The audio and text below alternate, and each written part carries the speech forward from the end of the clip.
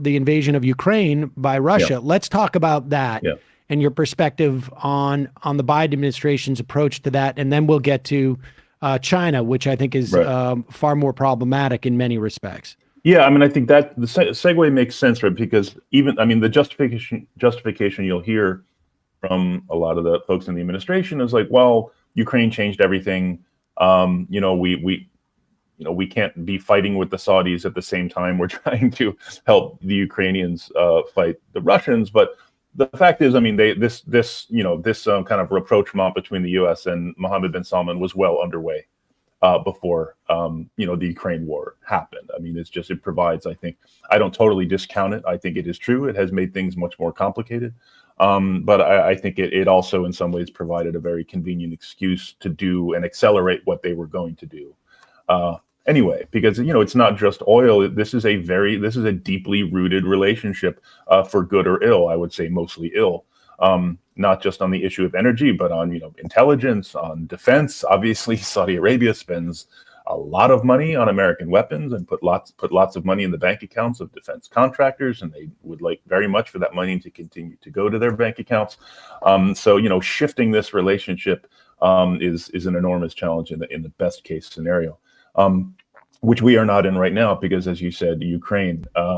So yeah, I think we, in general, think all things considered, Biden has handled Ukraine fairly well. I think their goal, they've articulated like three main goals here. One is not to be drawn into a war with Russia, the United States, or NATO. It's to help Ukraine defend its territorial integrity and to produce a strategic defeat for Russia. Now, I think all of those things, I think thus far, they're succeeding at. I think in my view, it's interesting, a lot of my colleagues and friends at what might be called the restraint camp, including, you mentioned Quincy Institute, folks who I know and have worked with for a long time. I think some of these folks on both the left and right have been a bit more critical of Biden on Ukraine, raising some questions, which I think are legitimate questions of what are our interests in Ukraine. But my own view is, Biden is practicing restraint in Ukraine. He's being very cautious not to be drawn in, not to allow the U.S. to be drawn in, certainly with U.S. troops, which he took off the table very early on. But at the same time, he does recognize, I think rightly, that there is a pretty foundational international norm at stake here with regard to, states should not, be allowed to invade and steal large chunks of land from their smaller, weaker neighbors. I don't want to make it seem like I read every quote that you have in every piece, Matt, but I know just a couple of days ago, you had said something to the effect of like, it is important to make sure that our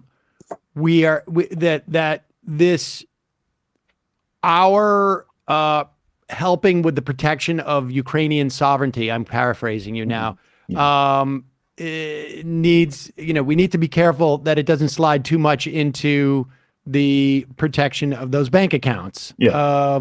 And I mean, how do we do that? Like, where is the line? I mean, this has been my perspective from the beginning, is like, what's the end game here? And how do we know when we've achieved it? And how do we, again, the same, I would use the same analogy in terms of like, we're not, the administration has decided not to invest in its political cash in the fight about why drone wars are bad. Mm-hmm. The analogy here, like, how do we not increase the role of militarization if we're fighting? I mean, it is like largely, like you say, we have a strategic, there's a strategic benefit for us to have Russia's capacity to wage an invasion like this diminished significantly. Some people might refer to that as a proxy war. I mean, arguably it is. But how do we, what's the limiting principle here? Yeah. No, I think the limiting principle is, a sovereign state, democratic or not. I mean, this is why I even though I think it is good to support democracies and not support autocracies, I think, I think the issue here is, Ukraine's sovereign territory has been invaded, and Ukraine has a right to defend it. Now, that's certainly something the United States has violated in the past. It's something we've supported our partners and client states in violating in the past, and I think that's a very fair point to raise, and we should discuss it when appropriate. But that, I think my approach here would be say, well, let's do better ourselves. We do have an interest, and again, as a progressive, I think we do have an interest in supporting and forging a set of norms and strengthening those norms and pushing others to follow those norms and rules, so that might does not simply make right.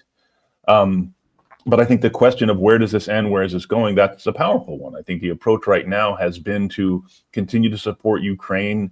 And I think we were in a very different situation, say, in the early summer when things seemed to be stalemated. We saw a very effective kind of series of campaigns by the Ukrainian military in late summer and the fall to take back large swaths of territory. I think the approach right now is to continue to support that and put the Ukrainians in the best possible position for negotiation when those negotiations become possible. And I would note here that it is Vladimir Putin who has not really shown any interest in those negotiations. I mean, I would very much agree with those who say that the administration should be maintaining contact and trying to reach out to the Russians at all levels, and I think they are doing that. I mean, we saw a kind of a flurry of stories in the fall around National Security Advisor Jake Sullivan's contact with people who are very close to Putin. We see the ongoing so-called red phone between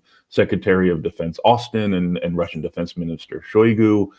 We've seen meetings at various levels in various places all along. I think this is the way that you kind of continue to put feelers out to identify possible paths to eventual negotiations.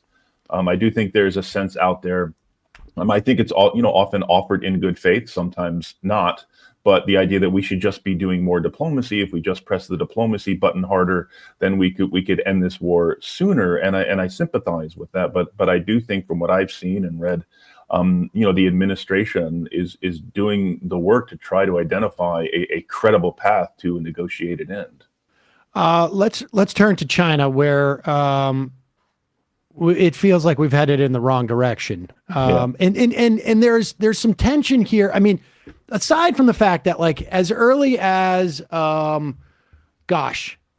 2012, I can't remember what ship I was on. I was stuck in Long Beach overnight because they gave me a voucher. If I took a later flight from LA, that's the truth. And I wanted that cash. But I was on it was like a warship on Long Beach. Maybe it was an aircraft carrier. And I went into this room, and there's a guy there, and there's a whole map of the U.S.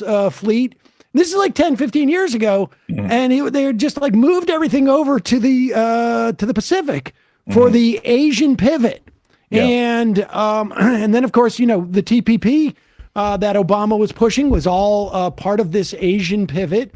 And we see this increasing sort of I'm quite convinced that Iraq, frankly, was about China as well. I've told the story many times about Gary Hart's 21st century threat to U.S. Security held and that wrapped up, and told the Bush administration that it was non-state terrorist that they should watch out for. And there was one person on this committee who, every time they met, kept bringing up China. When they finally laughed her out of the room, she never came back. But that was Liz Cheney, or Lynn Cheney, I should say. Lynn Cheney. And so, but if you remember, I mean, not to just stay in this room. I mean, China was the new hotness right before 9/11. I mean, folks remember this. Remember the Hainan Island incident very early in the Bush administration. You had an American plane that was essentially forced down by Chinese fighters.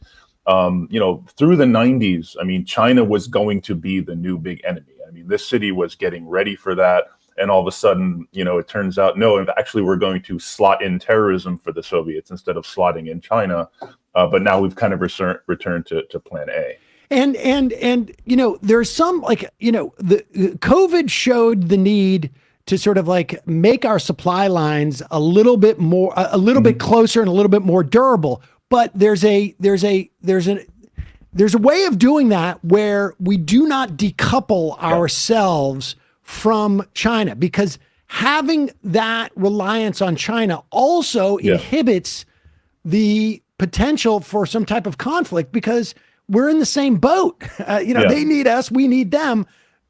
The way that we make our supply lines more robust is as important as making them more robust. No, that's absolutely right. And this gets to the broader issue here. It's like, we need to diversify and create redundancy and resiliency in supply lines, because that is good for our country. That's going to protect us from a whole range of potential crises. We need to invest in American industry and, in American communities, because that's what the American government should do for American communities. We don't need to justify all this, or we shouldn't need to justify all this on the basis of this is how we fight China. And yet, unfortunately, this tends to be, a way of pressing the easy button in politics, is to justify it all in terms of this is how we defeat the big new enemy. And I understand that impulse, but I think, and as Stephen and as I write in the piece, yes, there are certainly very legitimate challenges and concerns with the Chinese government and their policies and their vision for China's role, versus the United States in the world. We should be clear-eyed about that, but the administration does seem to be moving in a direction of, any economic success, or I'll put it this way, that crushing China economically and suppressing China's economic growth is part of how we win. And here, this is an area where I think President Biden's rhetoric and his policy are telling two different stories, as we put it in the piece. I mean, President Biden, and we appreciate this, whenever he speaks with President Xi, or, he speaks about U.S.-China policy, it's we don't seek a Cold War, we're not seeking conflict, we need to identify areas of cooperation. And that is good, because that is all absolutely true. But when you see things like a few months ago, the announcement of restrictions on semiconductors, these are very severe measures. Because ultimately, as I said, we're going to be clear-eyed about, China's policies and its goals, and, compete with them where we can and must. But ultimately, we need to find some way of coexisting. And I think that the policy is sort of locking us into a very competition, if not conflict, frame here.